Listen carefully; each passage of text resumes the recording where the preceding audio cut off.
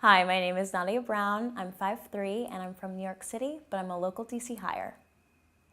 Did he propose a reconciliation? No. See, I think you're very wrong, and that you've made a lot of assumptions, and that you don't know what you're doing. You think you do, and it's not your fault, but I need to correct you. Correct me? Torvald did something really stupid. I know he's still technically speaking married to you, and I'm not saying none of this is his fault. There's fault on his part for sure, but basically, what happened when you left, people noticed. And of course they noticed. People would ask, where's Nora? And Torvald, I'm sure you could guess, he was pretty upset about it, felt pretty private about it, didn't want to talk about it. It was embarrassing. People would ask him where you are, and he'd have to say you left him. It would be awkward, both for him and for the person asking. So at first, when people asked, he'd say you'd gone away, left town, visiting family, something like that.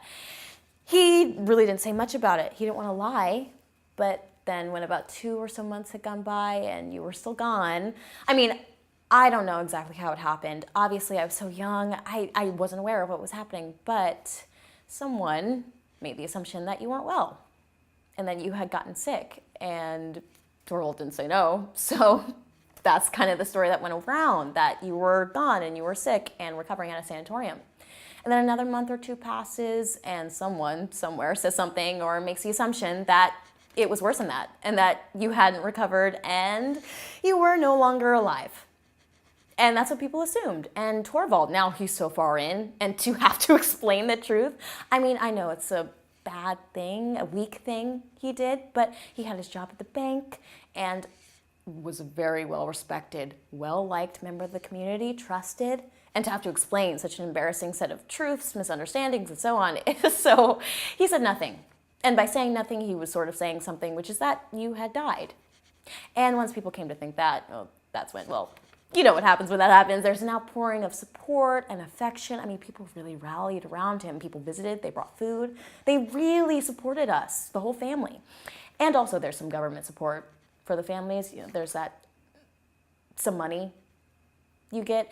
And of course, there was no death certificate ever filed, but these things happen, oversights, mistakes, just because of the way people found out, this gradual sort of realization that that's what was. And because Torvald is well-respected, well-liked, and because he runs the bank, you see, it's a problem, you being here, doing what you're doing. Do you? No, I don't. It's fraud. Technically. It is. It's fraud, and Torvald could be tried. He could lose everything, just like you, and that's why he can't give you your divorce. But there is another option. You die. What? Let me ask you, who have you seen while you've been in town? Me, Anne-Marie, Torvald. Anyone else? No. Good. Remember how I said there's no death certificate? What if there was one? What if, using what connections I have, that piece of paper were to just show up in the files of the clerk's office? You see, if you're dead, there is no marriage. Does Torvald know about this idea? No, this is my idea. I came up with it myself.